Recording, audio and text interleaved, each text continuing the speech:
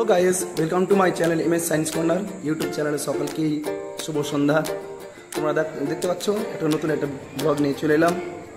আজকে এই আমাদের স্টুডেন্টরা যে আজকে সন্ধ্যার সময় পড়াশোনা করছে তার জন্য একটা কিছু তোমাদের দেখাবো। ক্লাস 5-এর বাচ্চারা কী করে পড়াশোনা করে সেটাই তোমাদের দেখাবো। দেখো, দেখতে পাচ্ছ এটা আমাদের স্যার, ইনি ক্লাস 5টাকে পুরোটাই ইনি কন্ট্রোল করেন এবং এদের সঙ্গে খুব ভালো করে পড়ান। ইনি সব সাবজেক্টে দক্ষ। আর ইনি 1980 সালে মাধ্যমিক দিয়েছেন, 1984 সালে গ্রাজুয়েট করেছেন, 1982 সালে এইচএস দিয়েছেন। খুব অভিজ্ঞ টিচার, খুব ভালো টিচার, একদম বাচ্চাদের খুব ভালোভাবে পড়াতে পারেন। খুব যত্ন সহকারে ইনি পড়ান। এর লেখা খুব সুন্দর। তারপরে একে তো গাইজ এটা আমার স্টুডেন্ট, কিন্তু মামা বলি আমি। তারপরে দেখেন এরা খুব সুন্দর করে, এরাও খুব ভালো ছেলে। ড্রেস প্রত্যেকটাই খুব সাজিয়ে রাখে ভালো। এরা পড়াশোনা ভালো করে, সবাই পড়ছে সন্ধ্যাবেলা। বেশ, এটা ক্লাসে ফার্স্ট বয়, 97% পেয়েছে। এরা প্রত্যেকে ভালো এবং এদের ভালো রেজাল্ট হওয়ার একটাই কারণ এই স্যারের জন্য। স্যার খুব এদের পিছনে পরিশ্রম করে। আর এই একটা ছেলে দেখতে পাচ্ছেন, এটা আমাদের এখানকারই, হ্যাঁ, ক্লাস 1-এ পড়ে। স্যার একে শেখাচ্ছে, এখন থেকে অনেক কিছু শিখিয়ে দিয়েছে স্যারকে। তাহলে গাইস এই পর্যন্তই। তাহলে কিছু বলুন স্যার।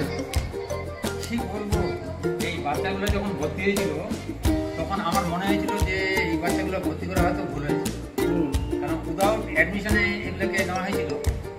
আবার পরক্ষণে চিন্তা করলাম যে নতুন স্কুল, ভালো ভালো ছাত্র এখন এই মুহূর্তে পাওয়া যাবে না।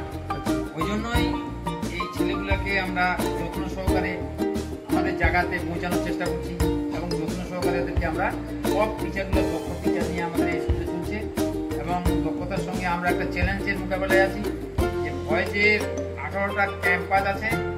এই 18টা ক্যাম্পাসের মধ্যে আমরা আমাদের ক্যাম্পাসটাকে সর্বোৎকৃষ্ট করব বলে সবার একটা চিন্তা ভাবনা, এবং সব টিচারগুলোই মনোযোগ সহকারে প্রতিটা ছাত্রকেই মানে এত দক্ষতার সঙ্গে বিচক্ষণতার সঙ্গে টিচিং দিচ্ছেন, শিক্ষা দিচ্ছেন। আমরা আশা করব আমাদের আশা আল্লাহ যেন আমাদের পূরণ করে, এটাই আমাদের ইচ্ছা।